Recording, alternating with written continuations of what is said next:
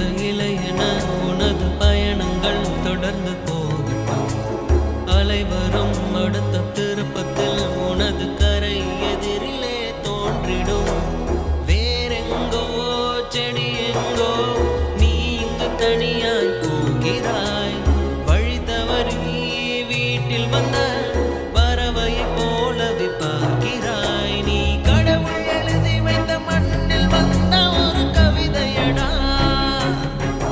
அதன் இடையில் இரு உயிர்கள் செய்த எழுத்து பிழை பாவமடா.